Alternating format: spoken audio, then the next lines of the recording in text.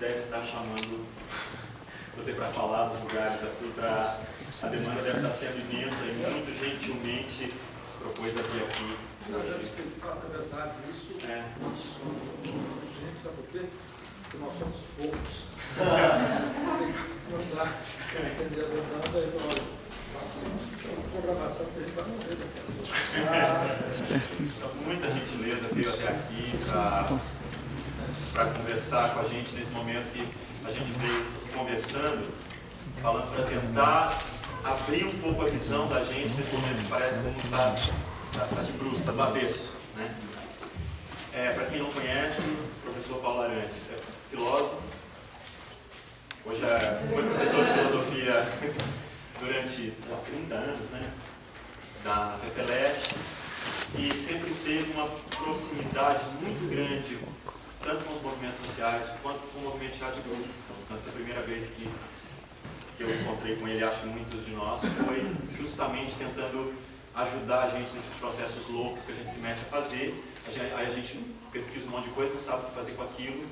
Tem aquelas figuras que a gente liga, ele é uma delas, assim como a professora Iná Camargo, enfim, essas pessoas que ajudam a gente. Então, acho que eu não preciso falar muito mais. É isso.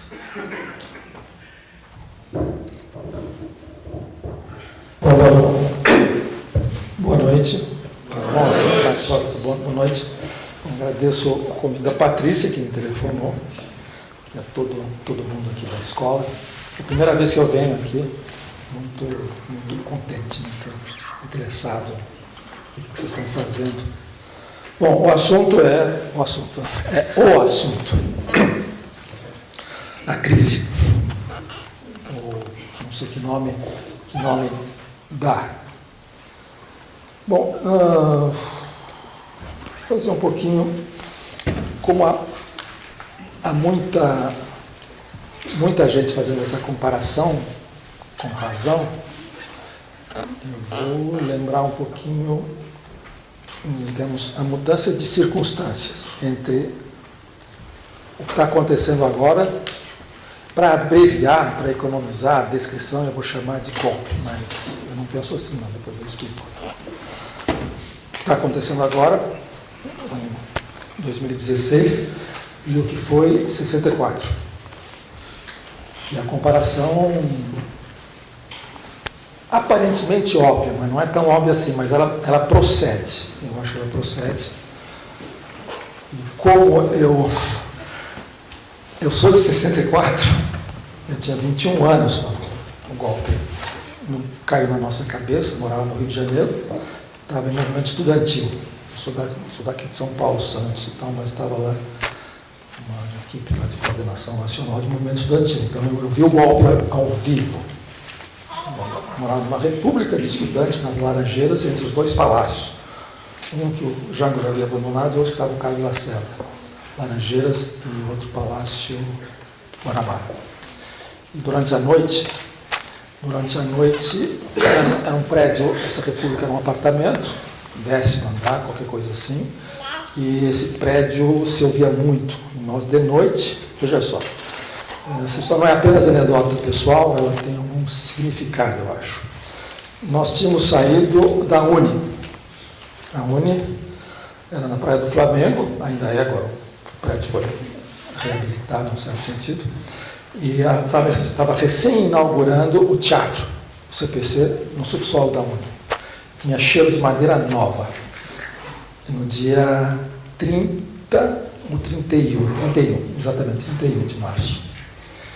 Naquele momento, o general Olímpio Mourão havia descido de Juiz de Fora pela estrada, com uma coluna de carros blindados, tanques e caminhões, na direção do Rio de Janeiro. Ele devia ter flagrado um movimento militar antes da hora. Os generais põem a mão na cabeça, aquele louco do Olímpio Mourão está estragando tudo. Então, já se sabia que ele estava descendo para o Rio de Janeiro. E quando nós fomos para a Uni, tudo está lotado, vocês podem imaginar, já se sabia que ele estava descendo e que o golpe tinha começado, mas seria abortado. Então, era uma espécie de celebração. Pela enésima vez, no passarão. Passaram. Todo mundo, não passarão. e o CPC se apresentando com o repertório todo.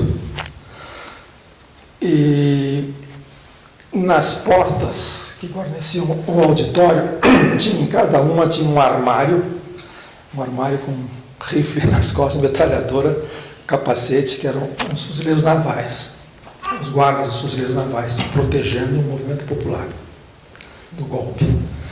E lá pelas 10, 11 da noite, nós saímos, já terminou toda a folia, e alguém reparou que os fuzileiros navais não estavam mais lá na porta. Aí fomos, e nós fomos para casa, nessa nossa pequena república de estudantes. E no meio da noite nós ouvimos o general Aragão, que era o comandante do Corpo de Fuzileiros Navais, trocando, digamos, amenidades com o Carlos Lacerda, que era o governador da Guanabara. O Carlos Lacerda, digamos assim, eu não posso comparar com nenhuma figura contemporânea, porque perto das figuras contemporâneas, o Carlos Lacerda é um gênio. Um gênio da raça, porque ele era não só inteligente, língua afiada, ele tinha derrubado um presidente, tinha sido protagonismo do quase golpe, que não aconteceu, derrubar o Getúlio Vargas.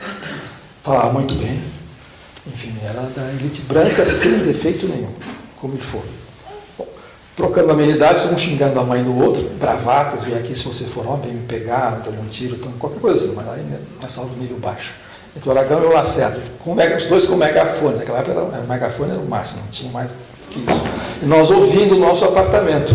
Então, nós, militantes, tinha uma certa liderança no movimento estudantil, militantes ali, ouvindo dois protagonistas e antagonistas do golpe e da contra-revolução, como eles começaram a dizer depois, como tivesse num teatro, numa galeria, ouvindo. Nós tínhamos saído da Uni, certo que estávamos no olho do furacão, a história estava passando pela Uni, estava lá o Corpo de Fuzileiros Navais, em cena estava todo o repertório do CPC. Isso era uma antologia, muito bem encenado, muito contente. Foi uma noite eufórica, porque finalmente bateu-se o martelo na crise e haverá uma decisão, e nós vamos ganhar. E já estamos ganhando, porque já fizeram a primeira besteira. E o nosso dispositivo militar, quer dizer, Jango, todo o populismo, mais Partido Comunista Brasileiro, preparados para aquilo, portanto, nós íamos deflagrar a contraofensiva e finalmente deslancharia. Bom, já ali na janela, tipo assim, meia-noite, 1h, 2 da manhã, o panorama era assim, meio de perplexidade, que se ouvia os dois caras se xingando, ouvia a voz, e num certo momento, nós percebemos que a voz do Aragão tinha sumido, ele não estava mais lá, e o Lacerda estava xingando sozinho. Ué, cadê o antagonista? Sumiu. Então nós estávamos literalmente vendo passar debaixo da nossa janela, parece personagem do Chico Buarque. Passou, nós ficamos lá na janela, nós vimos o golpe passar na nossa frente, sem poder fazer nada, sem fazer nada naquele momento. Completamente, a sensação de impotência, de cara de tacho, ela é uma coisa indescritível. Não estou dizendo que deva ser essa a posição de vocês, a situação é um pouquinho diferente, mas de qualquer maneira, não precisou nem falar, um olhou para o outro e falou, pois é, quer dizer, dançamos, era mais ou menos essa a sensação. No dia seguinte de manhã, todo mundo foi procurar todo mundo, e era uma debandada geral. E aí tivemos a notícia de que o Jango já estava em Porto Alegre.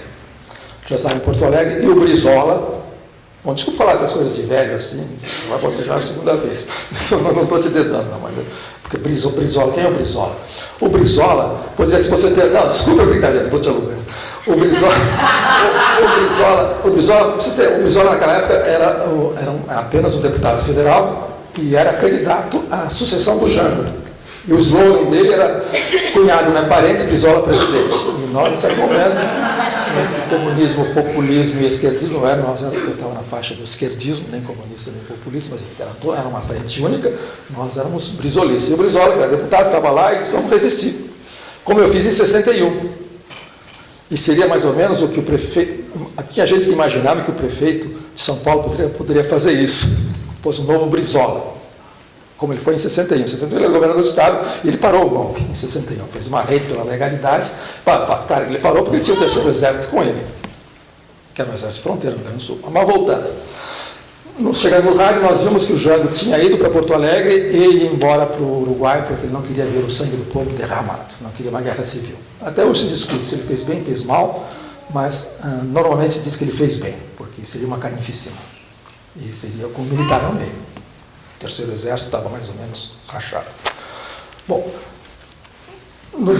portanto, no dia 1º, nós estávamos dispersos no Rio de Janeiro, andando pela cidade, e o golpe tinha ocorrido, aparecia um tanque aqui e acolá, a população mais relativamente apática, uma manifestação na Cinelândia, que foi dispersa a tiro, mas uma manifestação de 400, 300 pessoas correndo para lá e para cá, 2 ou 3 morreram. Isso é pouco noticiado, mas é fato. De modo que a sensação de, voltando, a sensação de ter sido apanhado de surpresa, está impotente, sem nenhum tipo de reação, mas o dispositivo militar era blefe, pura e simplesmente era blefe, e depois nós não descobrimos. Bom, obviamente os mais vigiados, procurados de lideranças importantes naquela época se espalharam, se esconderam. Bom, então, a única coisa que não tinha, digamos, e por isso eu estou contando toda essa história, que não tinha nesse cenário, eu estou tentando reconstituir, de sensações e impressões, era o seguinte: nós, para se ter uma ideia, não vou reconstituir a história, senão não chego hoje. De 61 a 64, era uma conjuntura de aceleração e ascensão de movimento popular no Brasil. Não, digamos, nas proporções de hoje. O país era, naquele momento, naquela hora, era um país pequeno, meio provinciano, em certo sentido. Mas, digamos, nós nos imaginávamos na crista de um movimento ascendente. E havíamos sido apanhados de surpresa por uma espécie de erro estratégico descomunal. E esse erro estratégico havia sido formulado pelo essa estratégia havia sido formulada pelo Partido Comunista Brasileiro, que era hegemônico naquela época. Era o PT do seu tempo, digamos assim. Só com uma diferença. Ele era um partido com uma filiação internacional, embora fosse... Bom, e essa filiação internacional lhe delegava a função de ser representante de uma revolução socialista, em princípio vitoriosa, que era a soviética. De modo que a autoridade, apesar de todas as críticas que se faziam à União Soviética, não eram poucos, apesar de tudo, a autoridade moral da política do PCB era incomensurável. Nós nos aliávamos em frente, nos debatíamos, nos engalfinhávamos, mas o respeito era muito grande por um quadro do Partido Comunista, um comunista. Bom, a estratégia traçada pelo Partido Comunista da Revolução Democrático-Burguesa falira porque a burguesia não compareceu, aliás, compareceu com um cacetete e ferrou todo mundo. Não funcionou. Essa é a analogia com o nosso partido de hoje. É o nosso ex-nosso, mas não importa. Bom, a diferença, claro, é que começa um ponto que eu queria chegar naquele momento.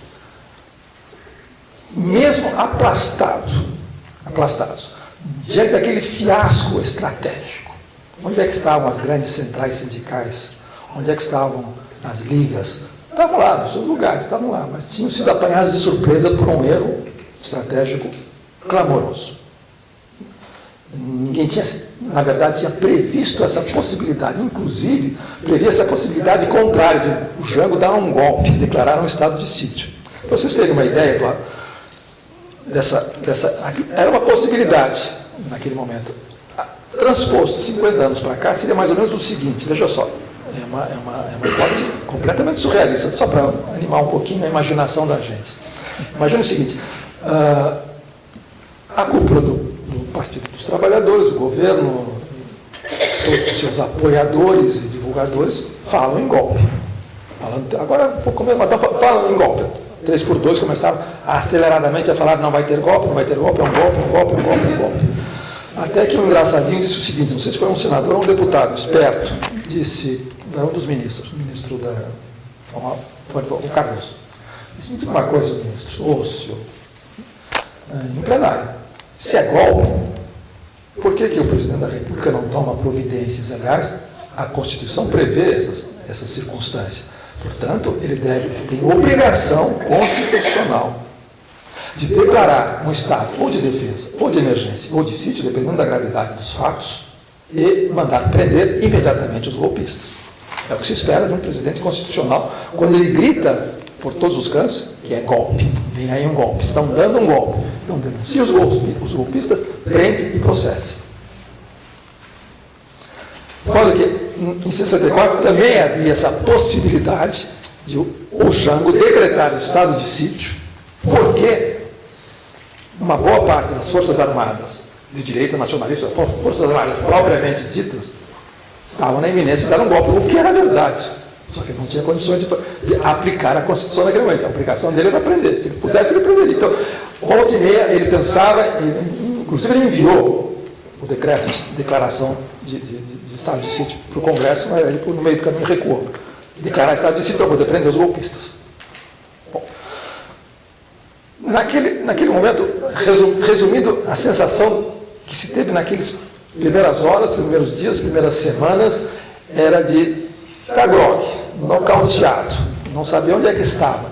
Mas uma coisa não passou pela cabeça de ninguém, não, ou pelo coração, mais paixão nesse sentido, ou moral. Ninguém se sentiu desmoralizado, desautorizado. Não tinha do que se envergonhar, a não ser um erro colossal, uma falha colossal, e fomos derrotados, foi-se derrotado porque o adversário, o inimigo, era mais poderoso, tinha sido mais ágil, tinha recursos que nós não dispunhamos, portanto tínhamos que nos reorganizar e repensar tudo aquilo que havia sido feito.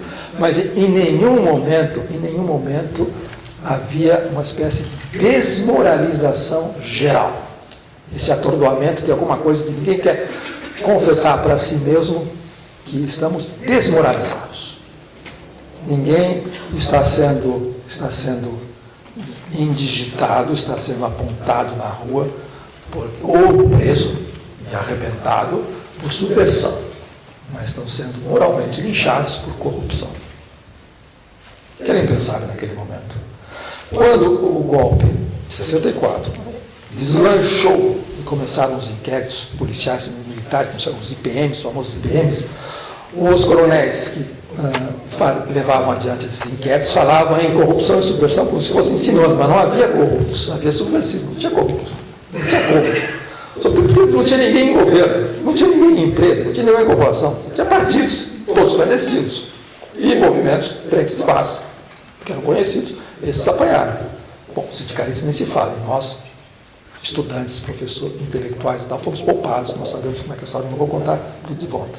Mas portanto, a primeira diferença nessa analogia entre o golpe de 64 e o golpe, entre aspas ou com aspas, depois a gente discute isso, de 2016 ou 2015, ou ele vai, para os livros de história, vai aparecer como um impeachment de abril, maio de 2016. Ponto, aí não tem é um fato, não tem ponto de vista legal, não se discute.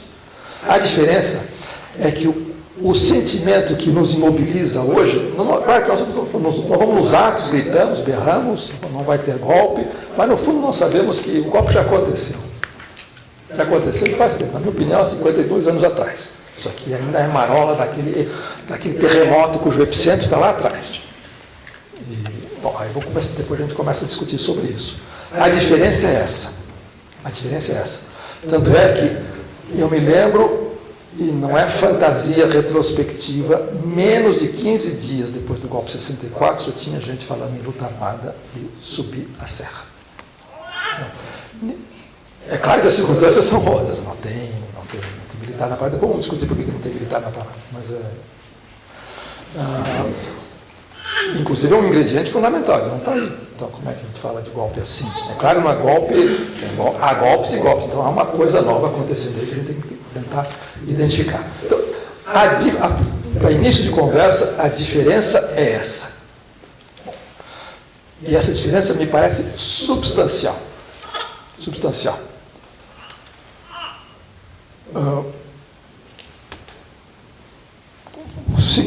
Segundo passo, uma vez reconhecida essa diferença, e com isso encerro o argumento da comparação entre os dois golpes, um com aspas, outro sem aspas.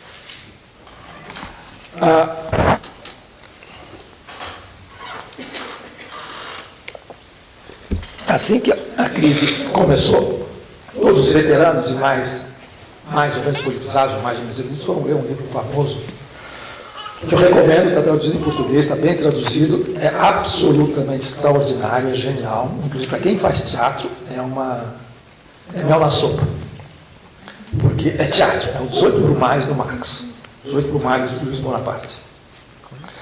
E ele escreve uma peça, na verdade, a novela, o drama que se desenrola, é a história de um golpe que é dado no 2 de dezembro de 1851 pelo sobrinho Napoleão, que era um vigarista, sobrinho do ex-imperador, falecido imperador, mas era um aventureiro. E deu um golpe, foi eleito presidente da República em 48, e depois acabou dando um golpe, fechou o parlamento e começou o Segundo Império, na França. Nesse livro, o primeiro parágrafo, todo mundo cita, mas fica nesse primeiro parágrafo e depois não lê o resto. É bom ler, porque é fantástico. Para quem faz teatro, gosta de literatura, é admiravelmente bem escrito. É a primeira análise de conjuntura materialista feita pelo Marx, é um modelo de tudo, embora faz quase 200 anos. E é uma coisa fantástica. Nesse primeiro parágrafo ele diz o seguinte, a famosa abertura. O Hegel dizia que todo grande acontecimento histórico se repete duas vezes. Ele acontece uma vez, depois ele é repetido. Dá dois exemplos, o Hegel gostava de dar. Depois. Isso é verdade, mas só que o Hegel esqueceu de dizer uma coisa. Quando ele se repete como uma farsa. A primeira vez é uma tragédia, depois é uma farsa. Então, é teatro. É uma mise-en-scène que ele vai descrever. Quem são os personagens, como é que eles circulam no palco, como é que eles mudam de direção, como é que eles se travestem, como é que tira a máscara e aparece outro. É extraordinário. E ele está descrevendo, portanto, uma farsa que termina num golpe de Estado. Ora, nessa tradução que eu estou indicando, aliás, é da editora Boitempo, não tem problema, eu edito uma coleção lá, e é muito bom, tanto faz. Tem um prefácio do Herbert Marcuse, que eu também recomendo, porque lá o Marcuse diz uma coisa que ninguém presta atenção. Ele diz o seguinte, é fato que o Marx, naquela abertura famosíssima dos 18 Brumários, diz isso, os acontecimentos, primeiro como tragédia, depois como farsa. Mas, lido da nossa perspectiva, diz ele, lido da nossa perspectiva, isso é do século XX, esse prefácio dele de 1965, faltaria acrescentar que a farsa é muito mais terrível, porque este golpe, no 2 de dezembro de 1851, do bonapartismo, que foi um golpe militar, inclusive, era o chefe das Forças Armadas Francesas, ele é o prenúncio, do ponto de vista do século XX, como ocorreu o fascismo. Portanto, esse é o horror, é a prefiguração.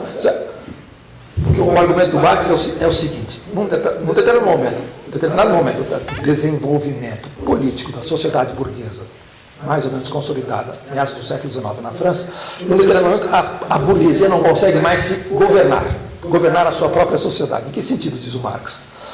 Porque em 48 você já tinha na Revolução de 1830, tem uma Constituição. Nessa Constituição, porque você tem uma revolução, a Revolução Francesa atrás, são proclamados vários direitos, franquias e garantias, inclusive se lutava naquele momento por um direito social, no caso da resistência, digamos, proletária, parisiense, o direito ao trabalho. A burguesia, aos poucos, tentando montar um parlamento e uma república, ninguém queria a república, eram todos monarquistas, fora a pequena burguesia republicana, que significava pouco, e que ninguém queria. Todo mundo tentava golpear a república para restaurar a monarquia, mesmo com amparada por uma constituição. A burguesia foi aos poucos nessa divisão, então os vários ramos monárquicos que se disputavam o poder na França, foi aos poucos se dando conta de que ela não conseguiria governar através do seu próprio poder constitucional de eleições. O sufrágio, naquela época, apareceu o sufrágio universal pela primeira vez. Porque ela estava dividida e, portanto, ela estava em permanente conflagração consigo mesma. Mas isso aí poderia ser negociado, encontrar-se uma forma, como os ingleses encontraram uma forma. Mas havia um terceiro elemento que eles não tinham previsto, que era a plebe, o povo, a ralé, que com o sufrágio universal podia eleger. e podia reivindicar garantias constitucionais. Então, se ela respeitasse a Constituição que ela mesma havia feito há poucos meses atrás, ela seria obrigada, num determinado momento, a perder o poder para essa maioria. No momento em que essa maioria social se transformasse numa maioria política, ela estava ferrada. É o cálculo que eles faziam. Portanto, eles, primeiro ponto, eles deixaram a Guarda Nacional, que era a burguesia armada, massacrar um levante operário, porque os ateliês nacionais, onde se havia trabalho, o Estado dava trabalho para os desempregados, massacrar essa classe, uma insurreição de junho de 48 em Paris. Portanto, ele já tinha um crime de sangue nas mãos, essa burguesia libertária, dos direitos do homem, assim por diante. E, em segundo lugar, num determinado momento, eles pediram, praticamente, por impotência, eles pediram o golpe de Napoleão. Já que vocês não conseguem se entender, se governar e tem medo do povo, deixa que eu tomo conta. Fecha o parlamento e declaramos está proclamado o Império, a continuação do Bonaparte. Olha, portanto, essa burguesia, ela não conseguia mais se governar e tinha uma espécie de ressentimento, de ódio contra ela mesma, porque ela sabia que ela tinha feito uma coisa abominável, uma atrocidade. Ela havia massacrado. E massacre não é exagero, não. Né? Milhares de pessoas fuziladas em 48. Portanto, ela se sabia politicamente impotente e tinha entregado o governo para os militares. Era o bonapartismo. Bom, as analogias valem o que valem. Só para lembrar que o Marx está falando disso e o Marcuse está dizendo o seguinte: nesse momento é o fascismo que aparece. Claro que o Marcuse está dizendo o seguinte: olha, ele não está dizendo, ele está pressupondo que o leitor sabe. Foi o que aconteceu na Alemanha na virada dos anos 20 para os anos 30. A República de Weimar, que era a mais avançada da Europa, foi a primeira Constituição social, que se reconheciam direitos sociais constitucionalmente. É a mais avançada, mais social e democraticamente a mais avançada. A burguesia alemã, a classe dominante alemã, não se entendia mais. De modo que a República de Weimar, a mais avançada, viveu em estado de sítio permanente durante 13 anos, até que entregaram para acalmar uma massa proletária desempregada e desmoralizada pela crise, pela derrota na Primeira Guerra Mundial e pela inflação. Para contê-los, eles alugaram o serviço de um bando de lunáticos, racistas, xenófobos, antissemitas e assim por diante, extrema-direita, que vinham da guerra, tinham os Freikorps, milícias, entregaram para esse bando. Quem leu Brecht sabe do que eu estou falando, só me lembrar do Arthur Ui, entre outras coisas.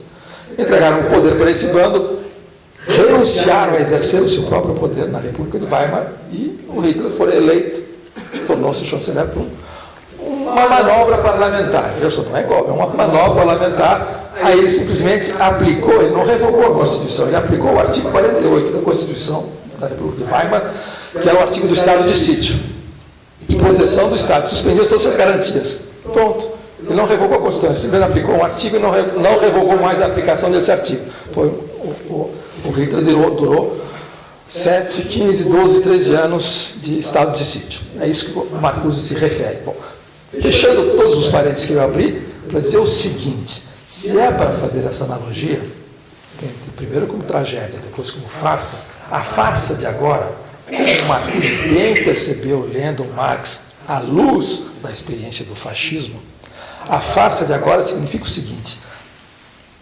suponhamos que seja uma farsa, seja uma repetição daquilo que foi trágico em 64, com a ditadura sanguinária.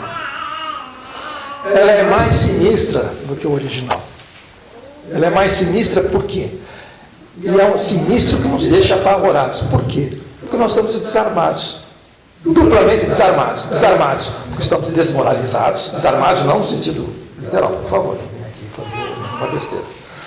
Desarmados nesse sentido moral e político, e desarmados por uma seguinte coisa que dá toda a diferença.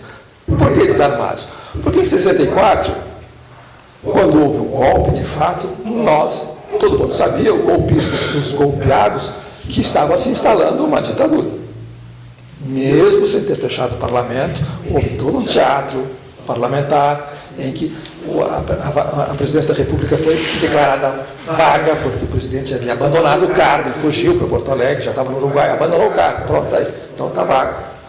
Assumiu o presidente da Câmara, Cunha da época, agora já saiu, enfim.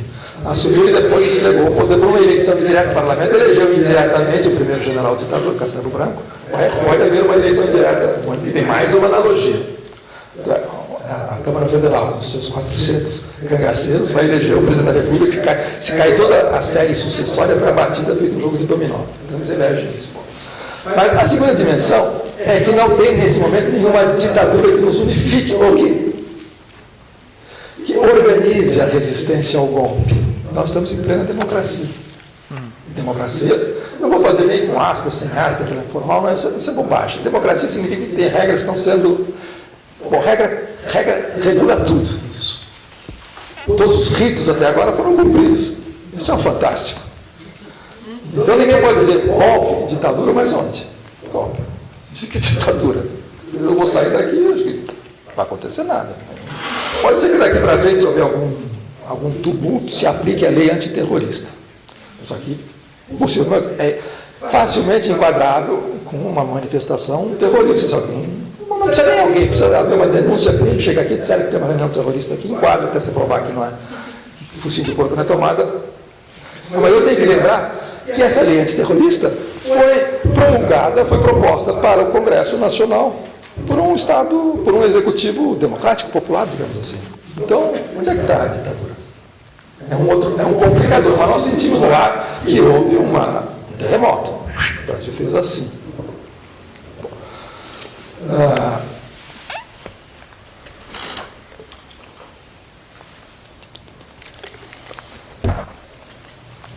Bom, isso posto, vamos em frente. Então, há uma analogia no ar que precisa ser melhor trabalhada entre 64 e 2016.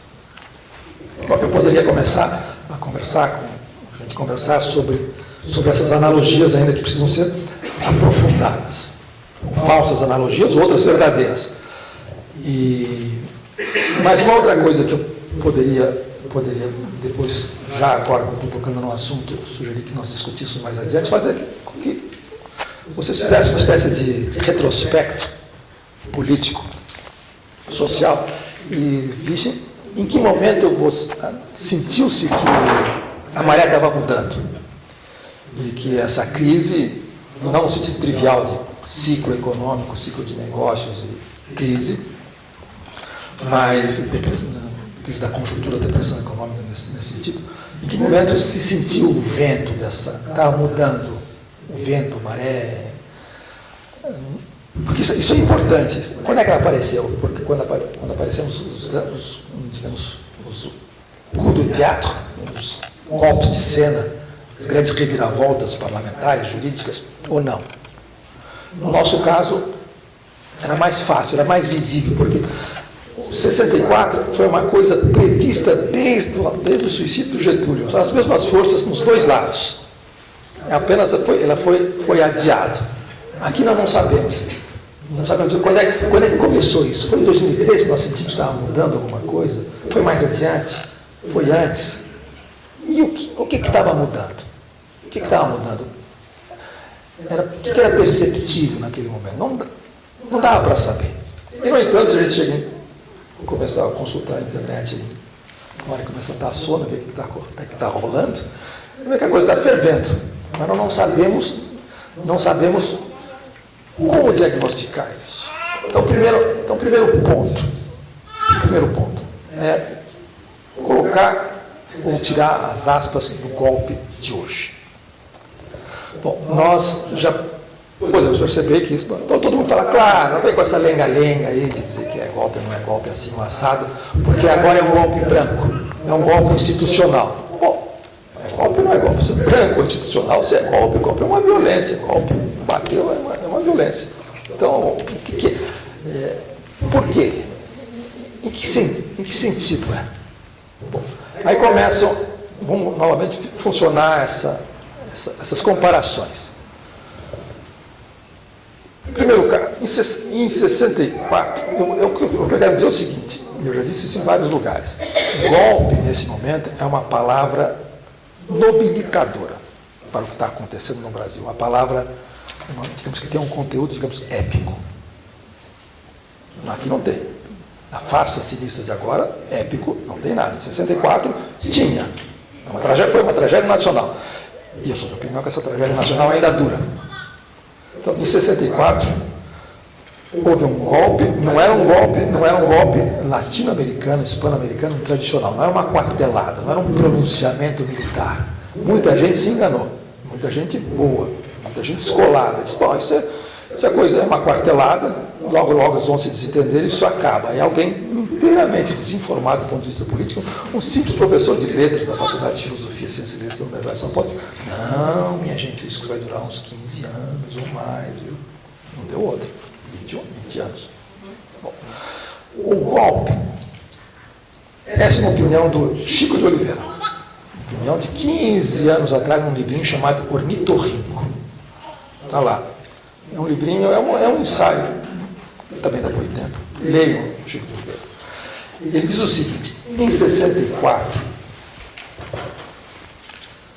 havia uma alternativa possível, digamos, à esquerda. Isto é, a famosa superação do subdesenvolvimento e da desigualdade infame, histórica, herdada e consolidada nesse país, na direção ou de uma república social, socialista, não sabia direito, mas nós chamávamos naquela época de Revolução Brasileira, no momento em que uma nação se constituiria. Poderia ser através de uma revolução, passaria por várias etapas, industrialização, assim por diante, mas enfim, estava aberta uma chance de você mudar o rumo das coisas. É claro que naquela época, em 64, todo mundo tinha na cabeça a Revolução Cubana, era o modelo. Mas poderia não ser o modelo, bom, todo mundo sabia que o Brasil já era uma economia se industrializando e Cuba era um país agrário. Mas era o modelo da possibilidade política. Bom, então, em 64, havia uma alternativa histórica aberta. O horizonte estava, por assim dizer, lá, disponível. Se aspirava a alguma coisa, se sentia uma espécie de vento na nuca, que era a ilusão de que uma brecha estava se abrindo. E a contraprova de que essa sensação era correta, estou glosando o Chico nesses termos. Em 2 frases ele sugere isso que eu estou falando. A contraprova de que isso era uma sensação correta foi a violência do golpe. Um país, bom, comparativamente o Brasil é N vezes mais violento do que era o Brasil em 64. Quem teve a aventura, como é o meu caso, de ter 20 anos antes de 64, conheceu um outro país que vocês jamais vão conhecer. Era uma outra coisa. Só em filme, em literatura. Vejam, por exemplo, sentiu o que nós sentimos no Rio de Janeiro. Depois eu volto, só para abrir isso. Vejam um filme do Joaquim Pedro, que é um filme absolutamente extraordinário, genial, beleza. Garrincha, Alegria do Povo. Os mais velhos seguramente já viram isso. Vê Garrincha, Alegria do Povo. Joaquim Pedro, é um documentário. É uma maravilha. Feito em 63, o Garrincha não sabia que ele era um herói nacional. Vivia num outro mundo. Ele era uma espécie de santo. Santo bebum, mas era um santo. E era um gênio. Quem compreender aquele filme, ver bem aquele filme, vai saber o que o Brasil poderia ter sido se não viesse 64. Ora, e não é mais, não tem conversa. Para mim, não tem conversa. É outra coisa, a história da viagem vai em frente. De modo que diz o Chico, por exemplo, o Chico diz assim, a violência do golpe, o golpe houve naquela violência extraordinária, o negócio não tinha nada nos anais brasileiros que se comparasse àquilo. Tínhamos um Estado exterminista, em que tortura, morte, desaparecimento era política de Estado. Tinha de maneira selvagem, atroz, em épocas coloniais ou no Império, pela escravidão. A violência só explica porque havia uma real possibilidade de mudança naquele momento. É claro. Senão vinha uma quartelada com outra qualquer, com as suas atrocidades costumeiras, durava alguns meses e ponto, vinha outro general e derrubava, e depois convocava eleições para juntos e tocava o barco. Mas dessa vez não, veio para ficar e ficou 20 anos. 20 anos eles redesenharam o país, eles refundaram o Estado brasileiro. Houve 2 fundações do Estado brasileiro, uma do Getúlio nos anos 30 e outra completada, modificada, que perdura até hoje nos militares. O governo não vou falar de ditadura civil militar, isso é bobagem, todo mundo sabe que é civil militar, militar não vira nada sozinho, nem do poder. Bom, e eles planejaram, tinha um Estado maior. Bom, a ditadura durou 20 anos, não por inércia, até se ficar claro que os objetivos de guerra estavam cumpridos. E nesse momento, portanto, ela veio para ficar. Então podíamos recolher aos quartéis, e isso, se quiser, pode fazer eleições, começa com indireta, depois vai para direta, assim por diante, e pronto. Porque está delimitado o perímetro daquilo que é permitido, daquilo que não é permitido. E como é que se faz isso? Extirpando por um tratamento de choque, e choque vai de tortura, repressão, até o choque, todos os tipos de choque econômico, disciplinado pela hiperinflação, foi extirpado da memória e da imaginação das pessoas, dos cidadãos comuns, a possibilidade de pensar ou imaginar alguma coisa de diferente. E para que isso fosse impossível, vamos fazer uma democracia também. Não será nem uma restauração da ordem anterior, será uma nova democracia, com participação, inclusive, mas tem limites intransponíveis. Esses limites intransponíveis. De modo que você pode perfeitamente legalizar a esquerda, legalizar um partido operário de massa, pronto. Tem uma Constituição, pronto. Essa Constituição prevê, inclusive, impeachment. Já fizemos um, não aconteceu nada. Faz o segundo, não vai acontecer nada. Por aí fora. Sim. Só um parênteses cínico. Aí já vamos embora. Já perceberam o que eu penso, obviamente. Eu não sou mau autor. Bom, daqui a 2 meses, 3 meses, outros meses, maio, junho, julho, agosto. 15 de agosto começa o quê? Campanha para municipais, eleitorais. Temos eleição para prefeitos e vereadores. E o que nós vamos encontrar? Todos os partidos disputando a eleição. E, inclusive, está nos jornais. Tem que ler jornalão de papel para ver o que os caras estão pensando em fazer. E, inclusive, já está nos jornais que os diretórios do grande partido de massa do Brasil está recomendando aos seus filiados, candidatos, que não leve muito a sério não leve muito a sério essa conflagração, essa guerra com o PMDB. Serão nossos aliados. Onde fomos aliados? Nas prefeituras municipais, continuamos com essa aliança. Ponto. Bom, qual é a explicação disso? A explicação disso, olha, está lá o epicentro é 64, não tem dúvida. É segunda natureza, vocês respiram isso, respiram essa normalidade. Significa, depois que nós vamos nos esgoelar, bater cara com um PM, ocupar a escola e assim por diante, a vida vai continuar. É isso, a vida vai continuar e nós estamos berrando à toa e está indo. Chapa. A única coisa que vai acontecer é o seguinte: nós reconhecemos o impacto dessa reviravolta monumental. Tanto é que nós vamos renunciar à liderança do campo progressista. Foi dito semana passada na Folha de São Paulo. Mas não posso dizer, eu não vou mais porque está sendo gravado e o pastor meu ano.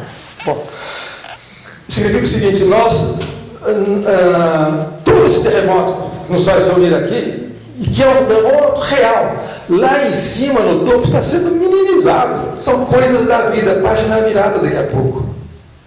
Estão dizendo o quê? Essa declaração de que devemos renunciar sobriamente, reconhecer a realidade dos fatos, a liderança no campo progressista, significa vamos renunciar a ser sempre, não ter mais cacife nem moral, para ser sempre cabeça de chapa. Podemos fazer uma coligação de serviço, qualquer coisa assim. Pronto, acabou, então, continua. É isso. Golpe. Então, o golpe foi lá atrás. Então, o golpe, essa ditadura, que outra surpresa também, essa ditadura, ela foi desenvolvimentista. Só que o nosso desenvolvimentismo não é autoritário. O outro era. O outro matava. Nós não matamos. Bom, adversários políticos não, claro que não. Bom, mas enfim. Então foi modernizadora, não era retrógrada, era desenvolvimentista modernizadora. Essa ditadura, ela impôs cláusulas pétreas. Cláusulas pétreas que não tem na nossa Constituição. Essas cláusulas pétreas que não precisam ser anunciadas, mas essa foi anunciada, está em lei. Chama-se anistia. Lei de anistia. Não se mexe um nosso passado de atrocidades, violações e assim por diante, coisa encerrada. E se vocês esquecerem que isso é assunto encerrado, tabu, que esse acerto de contas jamais será feito, porque tem consequências políticas e sociais, revejam o vídeo da votação do impeachment. Aquele boçal que fez um elogio do torturador, ele estava, não é tão boçal assim, estava dando um recado. Não se esqueçam de que esta semente que está frutificando agora, pela quarta ou quinta vez, foi plantada lá atrás e não se discute mais esse assunto. Entenderam? Entenderam. Se vocês quiserem me denunciar para organismos internacionais de direitos humanos, podem. Faz parte do jogo. Mas é esse o recado. O recado diz, olha, a guerra pode recomeçar a qualquer momento. Não se esqueçam disso. Tanto é que os protagonistas dessa guerra, um dos protagonistas, está quieto. Está nem aí. Não está nem aí porque ele sabe que isso jamais chegará a uma situação em que eles possam tenham que novamente intervir para garantir a lei e a ordem que está na Constituição. Golpe por golpe militar está na Constituição. Ou as Forças Armadas, pela Constituição, não me lembro o nome do artigo, são os garantidores da lei e da ordem pública. E podem ser ativados quando julgarem eles conseguem que o presidente da República passe um bilhetinho para eles julgarem que esta ordem social e política e econômica está ameaçada. Nesse momento eles deveriam. Como ela jamais estará ameaçada, salvo, digamos, em caso assim, de greve das polícias durante duas semanas no Brasil, aí sim, aí vai ter exército na rua. Fora disso, estão lá quietos. De modo que nos protagonistas do golpe tem a mídia, o ramo, como tinha em 64, a igreja, nem tanto, mas tem talvez outras igrejas, não sei. Nem naquela época, nem os grandes, comparado com os grandes proprietários rurais, com o latifúndio, não está. É ministro, olha o negócio, você está no governo, então não tem. Bom, essas cláusulas pétreas, elas são, primeiro, começa com anistia, depois vem o quê? Colégio eleitoral. Depois, foi no colégio, não teve diretas, hein? Foi colégio eleitoral, e assim vai. Assim vai. Constituição, não foi um congresso constituinte, foi uma assembleia constituinte, aquela Constituição meia sola, não que a Constituição resolva as coisas, mas que ajuda, sempre ajuda, você pode recorrer a alguma coisa. E por aí vai, até, por exemplo, a reeleição em pleno jogo transcorrendo, você vota a reeleição. Então, essas coisas que vão consolidando isso, até chegar ao de agora. Bom, aí eu já estou interpretando para interpretar o de agora, vamos para mais adiante.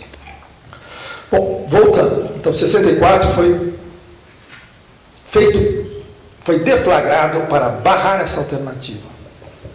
Agora, perguntem seriamente, qual é a alternativa que está sendo barrada? O que é? Direitos trabalhistas de pessoas que nunca tiveram, as universidades federais de pessoas que nunca tiveram a oportunidade de estudar, que não são branquinhos da USP, várias pessoas que podem se manifestar que nunca puderam no país, até o momento que um metalúrgico chegou à presidência da República e jogou no sistema como o sistema é, porque ele não é um ingênuo, e ele fez algumas mudanças muito importantes para esse país, para quem é da periferia e sabe, e sente na pele muitas coisas que aconteceram, cotas, ProUni e várias coisas, como, por exemplo, a autonomia do Brasil perante o imperialismo norte-americano, a dívida da Globo que não foi perdoada, logo quando se ganhou e já estava tudo acordado, e por isso que o Zé Dirceu é perseguido até hoje.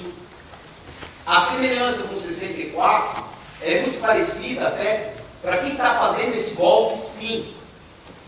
É patrocinada ainda pelo imperialismo americano, com apoio da Rede Globo, da Folha de São Paulo, que o senhor citou, como um jornal, como se fosse um jornal que merecesse até confiança de um povo desacreditado numa imprensa vendida, corrupta, golpista. A Fiesp faz o golpe como fez em 64, com os patinhos de agora. A família, em 64, que saiu família branca, imoral, em nome da família brasileira aqui em São Paulo, é muito parecida com aquelas pessoas que vão para a Paulista, de verde e amarelo, e levam a babá carregando seus filhinhos. É muito parecida. Então eu acho que tem muita semelhança. E eu não me sinto nem um pouco desmoralizado. Não mesmo. Não mesmo. Não tenho essa ingenuidade. E acho que não dá para se comparar a força que a população tem hoje, por causa do século XXI que nós estamos, com a tecnologia que nós vivemos. Que hoje você faz a ocupação no Senado, você faz a ocupação na Assembleia Legislativa, você exige. Em 64, você não tinha essa força. Hoje, você tem um aparelhinho na mão que você vem o Prêmio Nobel da Paz aqui falar que é golpe sim.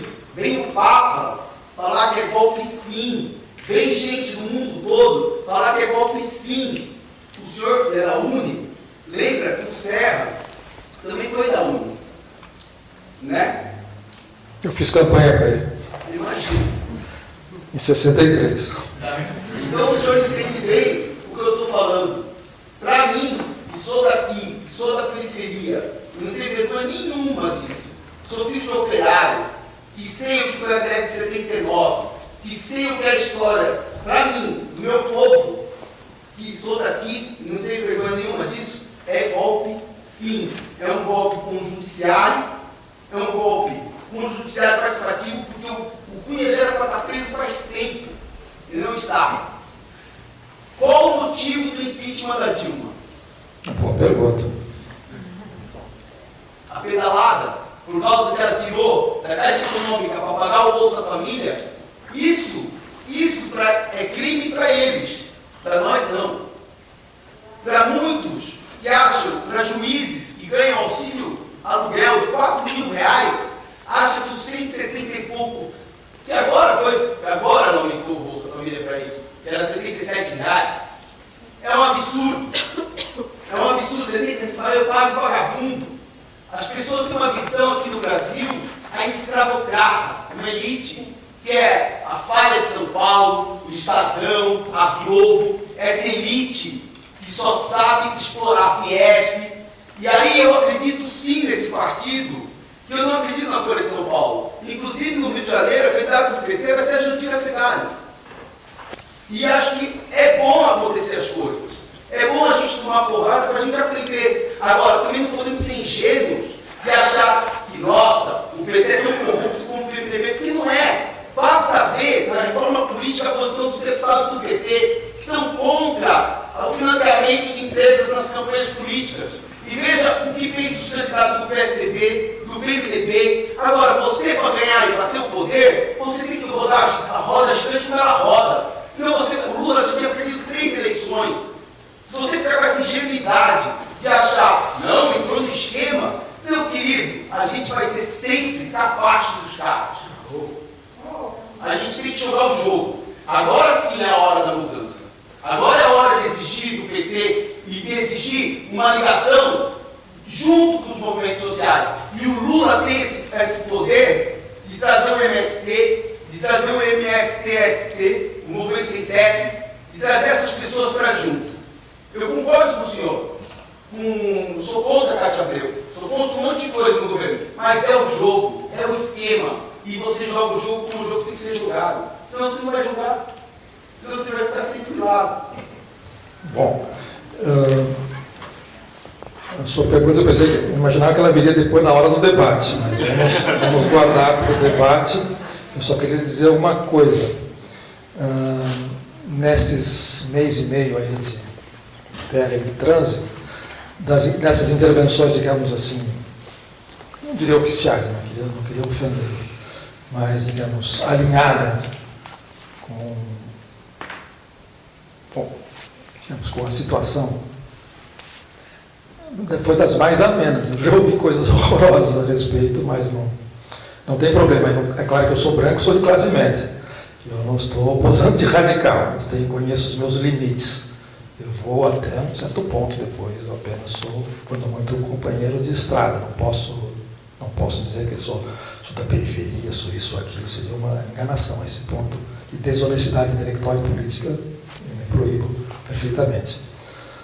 Bom, se eu for lhe responder agora, nós já, enfim, suprimimos uma parte, também não tem nada grave, podemos generalizar o debate. Não sei se o seu ponto de vista é compartilhado por todos, seguramente haverá outras vozes aqui. Bom, então eu vou apenas fazer um lembrete de ordem histórica para esclarecer um pouquinho a minha posição e as referências históricas que eu estou fazendo. É claro que política real, entrar no jogo, nós conhecemos todos. Não sou ingênuo a esse ponto para negar essa parte do realismo na prática política. Mas eu poderia lembrar o seguinte, uma outra analogia. Então, indo na direção das analogias históricas fortes entre 64 e o que está ocorrendo agora, e sobretudo com a tese de que é um golpe, de 64, embora seja, para encurtar a conversa, eu não acho que seja um golpe propriamente dito, é uma coisa nova que nós não estamos reconhecendo ainda. É uma grande manobra com o Estado-Maior e tudo, uma grande ofensiva, uma grande contra-ofensiva da direita, não tem a menor dúvida. E é um episódio, um capítulo da luta de classes, coisas que nós esquecemos, não sabemos mais identificar. Então nós adotamos um ponto de vista estritamente legalista. Quando você tem um choque dentro dessa guerra social, que é o capitalismo, você apara esse choque e parte para uma grande ofensiva. Você não recorre à letra da Constituição, aos direitos, ao funcionamento do Supremo Tribunal Federal e por aí afora. Então nós estamos respondendo num outro registro, um registro em que eles já ganharam. Mas então deixa eu reforçar a minha impressão. Eu não quero absolutamente ter razão, pelo seguinte motivo. Como eu estava de um lado muito preciso em junho de 2013, quando a coisa começou, a meu ver, a crise começou lá, a posição oficial, e oficial significa o governo, que atualmente ainda é o governo, não existe outra. A posição oficial é que junho de 2013 foi uma provocação da direita que induziu inocentes úteis da juventude, MPL, por exemplo, a extrema esquerda, que cutucou uma onça com vara curta. Essa onça voltou-se contra nós e está indo a jugular. É isso que está acontecendo. Portanto, olha, em junho, nas ruas de junho de 2013, há duas etapas. Estou falando de São Paulo, que é o único que conheço, os outros estados, por ouvi dizer. Em São Paulo, até a queda, a revogação do aumento de tarifa, que foram 13 dias, mais ou menos, um punhado de jovens começaram a se manifestar e protestar na rua, conseguiu aglutinar algumas, na maior manifestação antes da revogação da tarifa, 15 mil pessoas no máximo. É o máximo que a esquerda não oficial consegue reunir na cidade de São Paulo. Conseguiram derrubar a maior concentração de poder econômico, político e mediático do Brasil, que é a cidade de São Paulo. Até aquele momento, havia manifestações com foco muito preciso, que era a revogação do aumento de tarifa e, portanto, uma crítica muito bem feita, o que significa transporte público numa sociedade capitalista, o que significa ser massacrado e expoliado o transporte urbano da sua casa, lá no fim do mundo, até o trabalho, ida e volta. Você fica um terço da sua existência desperdiçado nesse transporte. A partir daí, aglutinou-se uma posição tal que não havia alternativa aos dois poderes municipais e estaduais, senão revogar a tarifa. A partir de um certo momento, brotou alguma coisa inédita, nós não sabíamos, que era direita na rua, espontaneamente na rua, mesmo que sendo incitada por mídia, alguma coisa que não se via há muito tempo. Eu sou contemporâneo das marchas com Deus pela Família, aquilo era igreja e donas de casa, não tinha mais nada. Era uma coisa indigente, perto da massa que a direita colocou na rua nesse momento. Naquele momento, quando houve a reviravolta e uma nova direita surpreendente para todos os lados, ninguém imaginava que isso existisse no Brasil, inclusive adotando tecnologias mobilização que eram exclusivas da esquerda. Isso é, eles ganharam a rua. Isso não existe.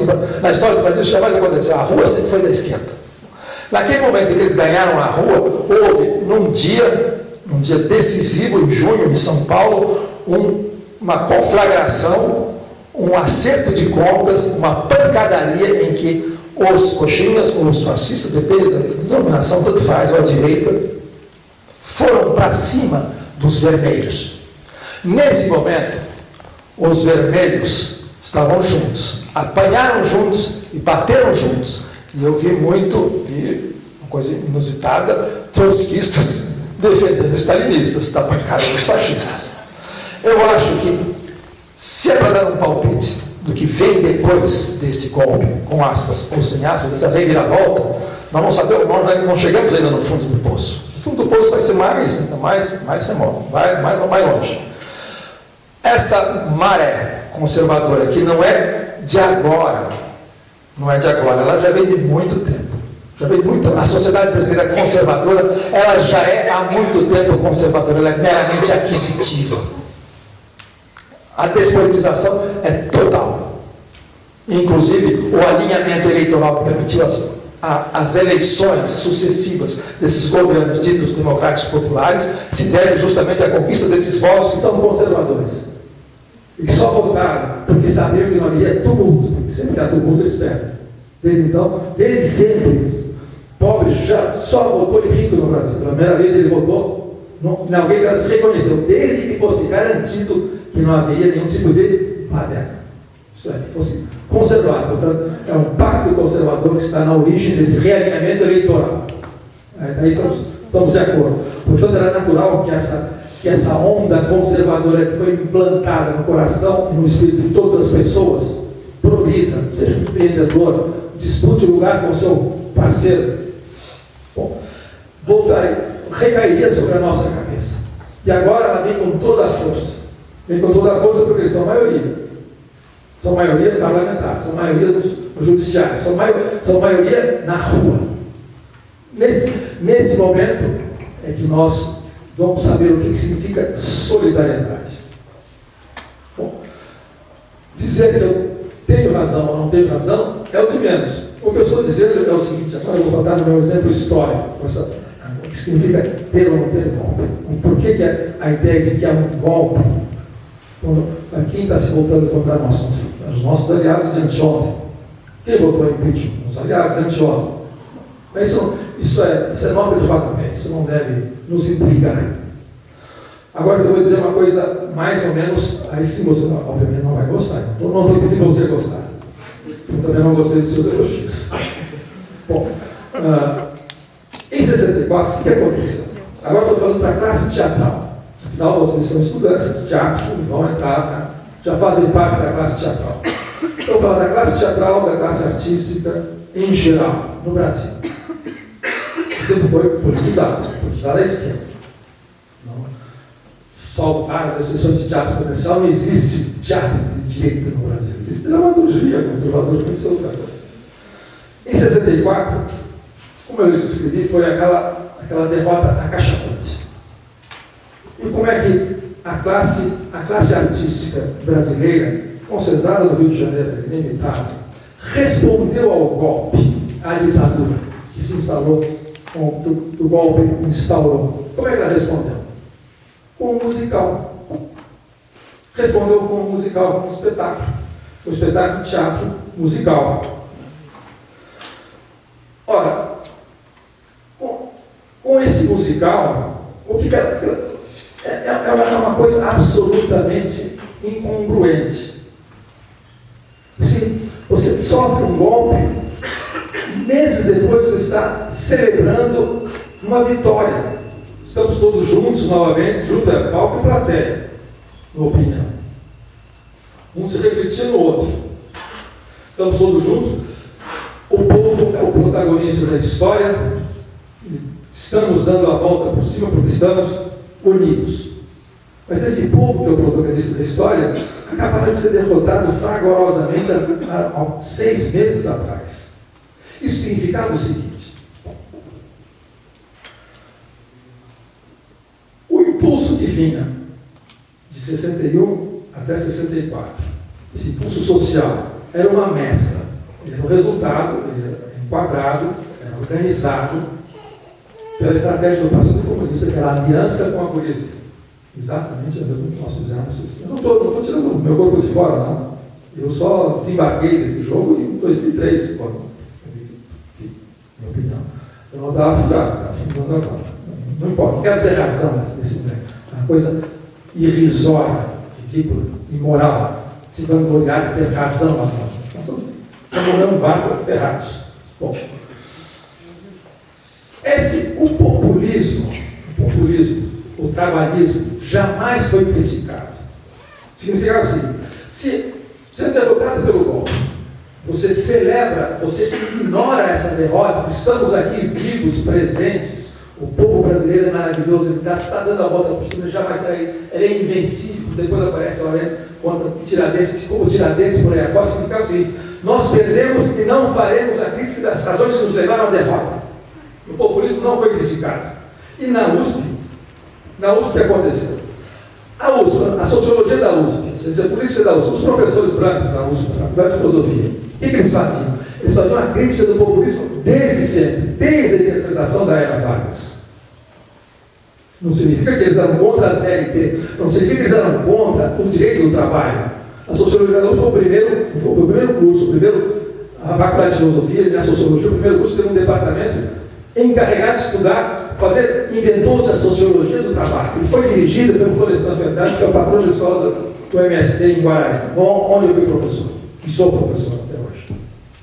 Bom, de modo que ser anti-Getúlio, anti-varguismo, inclusive fazer a crítica da CLT, não significava ser inimigo da classe trabalhadora, pelo contrário, eram sociólogos, eram estudantes, inclusive vários estudiosos, vários que vinham, inclusive do Partido Comunista, que eram dissidentes. Bom, depois do golpe, onde é que se começou a se fazer a análise do que significava a ditadura e o que foi o golpe? O golpe, na verdade, não teria sido possível, na análise desses sociólogos, os pianos, comandados, entre outros, pelo Florestan Fernandes. Eu não era um grande autoridade, estou dizendo que o Florestan está do meu lado, né? Não é isso, está aí, não sei o que ele faria hoje. Começaram a dizer o seguinte: o golpe, o que levou ao golpe, o que permitiu o golpe? Foi o colapso do populismo. Era o erro que eu falei do Partido Comunista, que era o erro de todos naquele momento. Havia os críticos, dissidentes, assistentes eram impotentes com isso. Mexeu o dinheiro do Partido Comunista, era até estratégia vencedora, como é agora, o lulismo, o petismo. Dizer que é um golpe significa o seguinte: nós somos vítimas de um golpe, portanto, não faremos críticas de absolutamente nada do que foi feito até agora. A estratégia estava correta. Mas a estratégia não estava correta. Por que perdemos? Perdemos. O golpe já aconteceu. Não adianta dizer que não vai ter golpe. Já aconteceu. De modo que, em 64, essa celebração da classe teatral, da classe intelectual, não era só carioca, essa coisa de paulista que só os cariocas estavam. Estava dizendo o seguinte: nós fomos poupados e, celebrando o protagonismo fundamental, substancial do povo brasileiro na história do país, nós simplesmente eliminamos a possibilidade de criticar o populismo. Ora, o populismo começou a ser criticado na USP, veja só, na USP. O que dizia a sociologia da USP? Que o populismo era um engodo de massas, que era paternalismo, que era uma falácia ideológica, havia mascarado um fato fundamental no Brasil, que era a luta de classes. E o que diziam esses sociólogos? Nesse momento em que veio um golpe, a ditadura está clareando o terreno e mostrando quem é quem na luta, na guerra social brasileira. E, portanto, o quem enganou quem estava errado, equivocado, com análise. Não, eu estou aqui, a golpe de Machado, reproduzindo isso. E no momento em que essa análise é feita, começa a haver uma reorganização da esquerda brasileira. Ou, 20 anos depois, há uma etapa da luta armada, houve uma interpretação do significado da ditadura que deu na luta armada. Mostrava que o capitalismo era inviável ao Brasil, portanto tinha que se partir para a luta final. Perdemos de uma maneira trágica. A segunda consequência dessa restauração do significado da luta de classe, portanto, sem compromissos sem compromisso ou com o Estado, ou com a oligarquia, ou o que quer que seja, resultou no PT. O PT saiu disso. Saiu dessa crítica do populismo. Saiu dessa crítica do varguismo. O PT jamais se disse varguista. O PT jamais se disse seguidor da CLT. Um dos primeiros discursos, os primeiros discursos do Lula era contra a CLT, que era fascista. Era a liberdade sindical. O PT nasceu disso. Portanto, a classe teatral, não só a classe teatral, a intelectualidade, de maneira geral, depois de 64, não se deu por achado. Apenas essa intelectualidade branquinha, almofadinha, nariz empinado da USP na Maria Antônia, diz, olha, o populismo é um engodo de massas. O fundamental é fazer uma análise de classe da sociedade brasileira. Bom, não dizer não vai ter golpe ou é um golpe significa, bom, se é um golpe, os lados estão definidos. É claro que eu sou contra o golpe, é óbvio. Significa, portanto, que eu sou a vítima, sou o alvo de um ato de violência. E, portanto, eu tenho que me recuperar desse golpe, me reorganizar e continuar.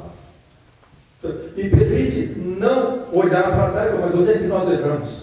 Se não acontecer isso, é claro que, bom, a coisa já foi.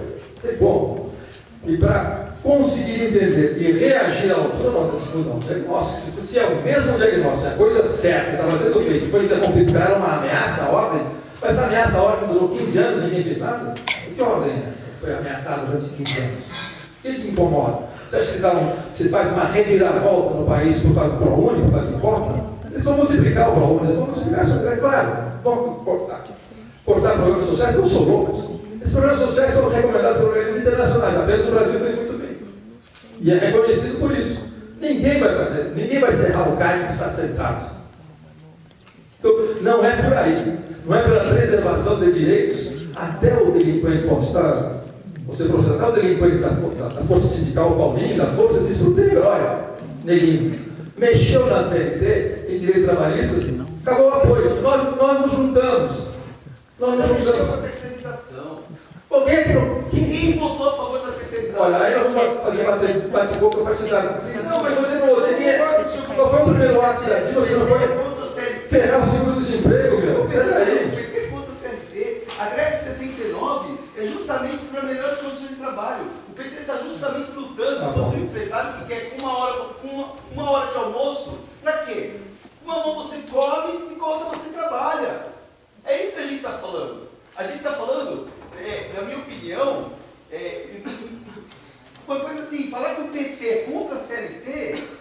Foi, agora não é mais louco. 79? Desde o início. Desde o início. A história que eu conheço do meu pai, como um dos fundadores do PT, não é essa. Pô, desculpa. Meu pai, sindicalista, que lutava para diminuir a carga horária de trabalho, que se trabalhava 12, 10 horas. Você não tem com CLT, a carga horária está Então, e você foi reduzindo. A classe trabalhadora mais bem paga do Brasil hoje, trabalhadora de produção, você sabe quem é? É a metalúrgica. Isso sabe devido a quem? O Lula. E quem enfrentou a ditadura, quando tinha os contras da ditadura, na USP, né, Sociologia, Fernando Henrique Cardoso, né, a galera da USP maravilhosa, era uma coisa. Quando o povo que come marmita foi lutar contra a ditadura, é outra coisa. Por isso que eu acho que se o golpe está dado, eu não sou tão pessimista como o senhor. Pode me chamar de você nessa altura? Depois tudo se disse a meu respeito, eu sou senhor? Não, Paulo. Discordar faz parte. Faz parte. Eu estou aqui para falar amém. Não, eu tenho aqui para falar amém também. Agora, com todo respeito, Não, se eu igualmente. estou falando com uma entonação um pouco alta, que é o meu Não tem problema, eu também falo alto. Não precisa pedir desculpa, você não me ofendeu em nada. O que eu estou querendo colocar é o seguinte, eu discordo que o PT é contra a CLT. Muito bem, os líderes do PT que eu conheço aqui do ABC, basta ver Assim, eu voto no Ivan Valente, que não é do PT, mas eu gosto muito do Vicentinho, que eu acompanho, que eu sei quem é.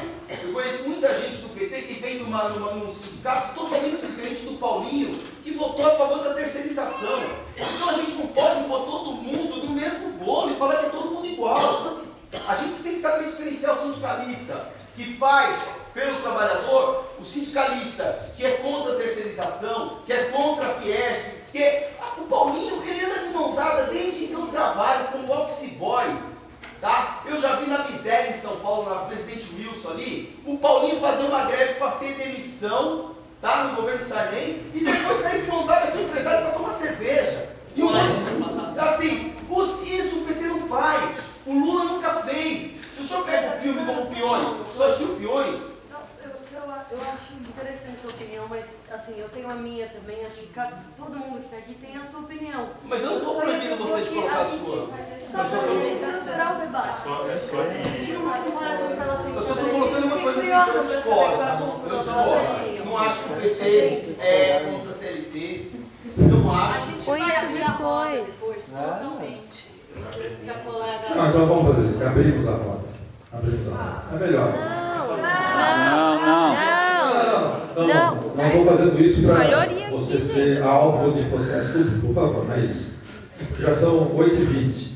E na roda eu vou respondendo, não se preocupe, não vou falando, não estou dizendo que ele confiscou a minha fala, não estou dizendo nada de especial. Por favor, nada de. É justamente o que eles querem, gente. Eu acho que esse é o grande nó. Esse é o nó, nós estamos nisso. Nós apanhamos na rua e defendemos na rua.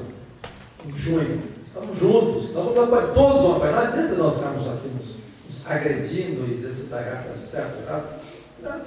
Vai ter todo mundo no mesmo saco. Por mais que eu possa que eu critico mesmo. Acontece que o ônus dessa derrota é coletivo.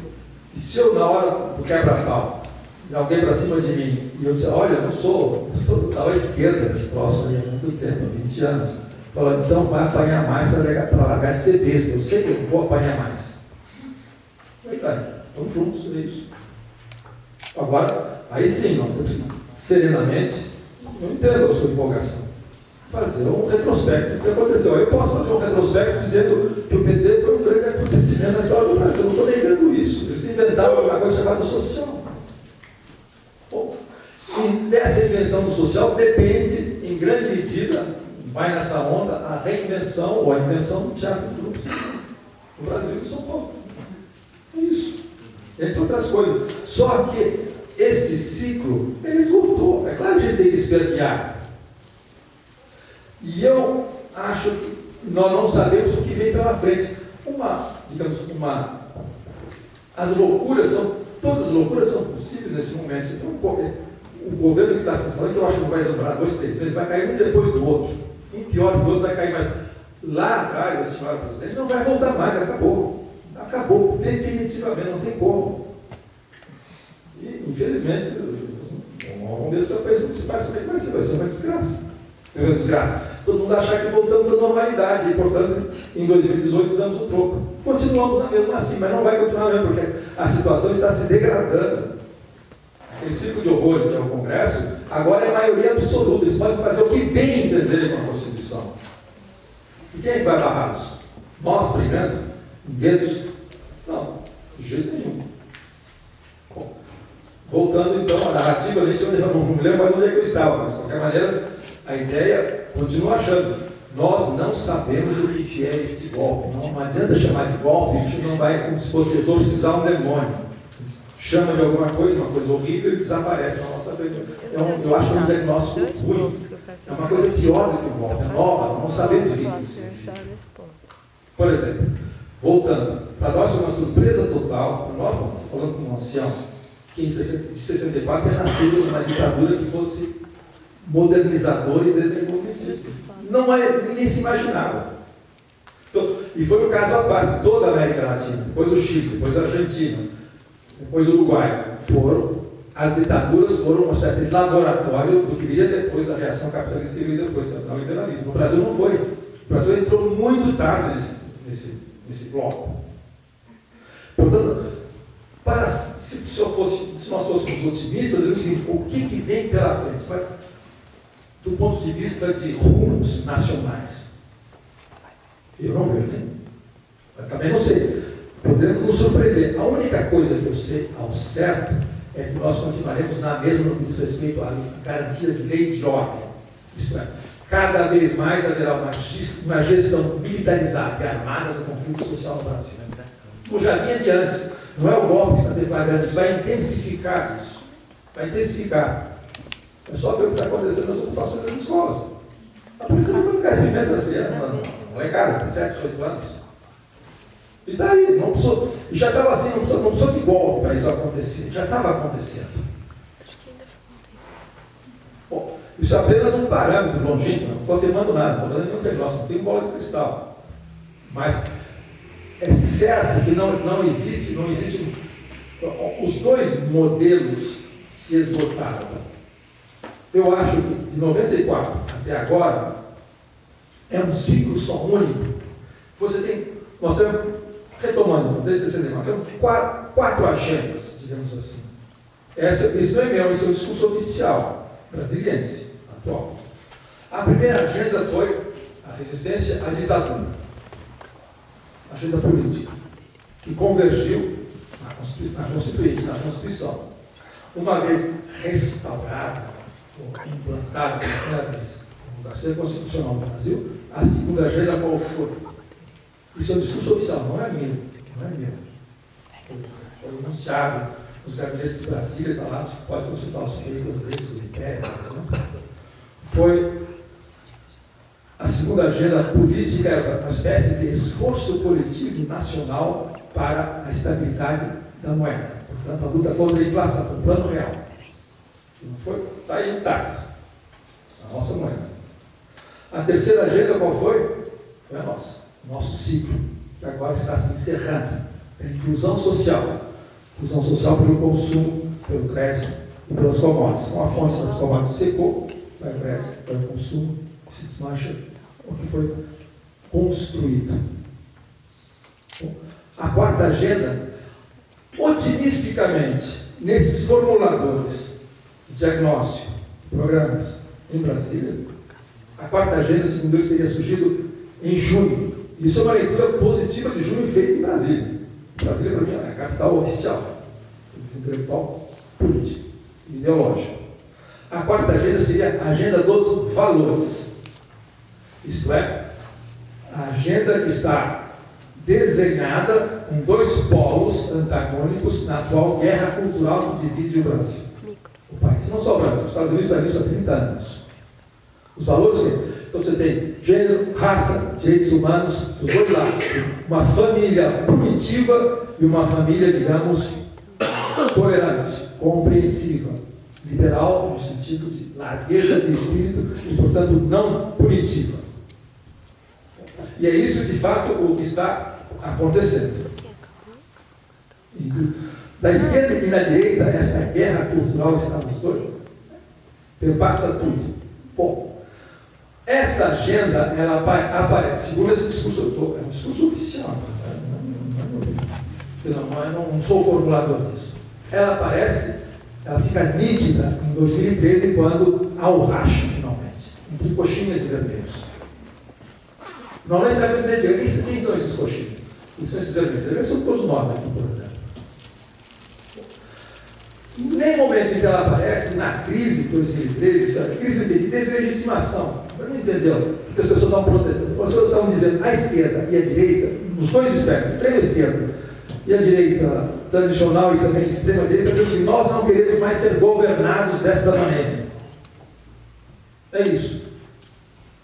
E, no caso, estavam criticando políticas públicas, no caso, transporte. Aí espalhou para tudo, saúde, educação, por aí fora. Está aí hoje. Ela aparece no momento em que essas duas etapas desse ciclo de 20 anos, ou de mais, do fim da ditadura até hoje, se esgotaram.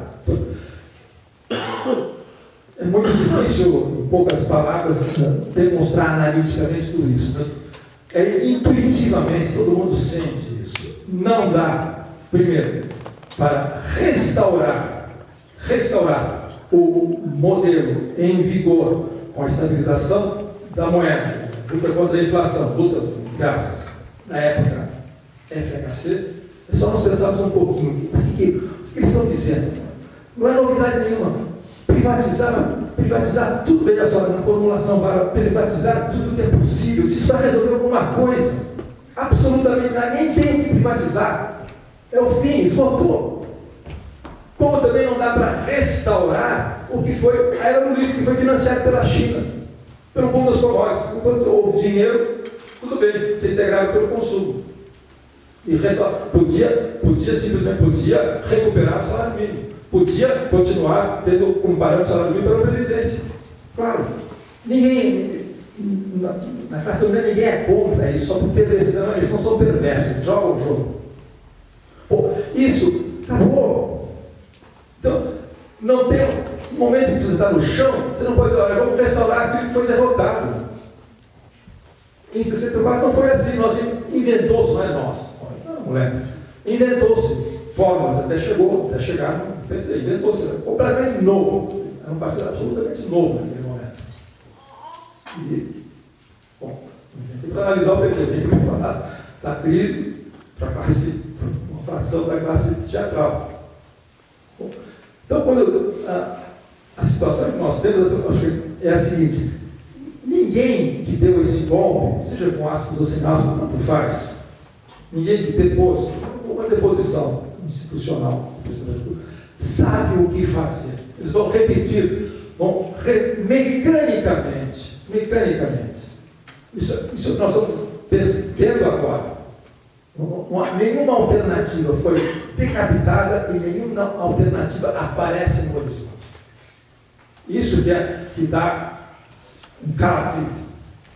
Mas pode acontecer alguma coisa nova, como foi o desenvolvimentismo da ditadura militar em 64, até a implosão da dívida externa, a crise da dívida, a crise do petróleo, ruiu o edifício do ponto de vista econômico. Nós não sabemos, pode ser que aconteça alguma coisa absolutamente inédita, mas não está olhando para a Europa, olhando para os Estados Unidos, para a Ásia, você não vê nada que possa dizer, esse é o modelo que eles vão seguir, não é nada. É exatamente a mesma receita que implodiu em 98, no primeiro mandato da FHC. Pode desvalorizar a moeda. Ninguém vai. Não,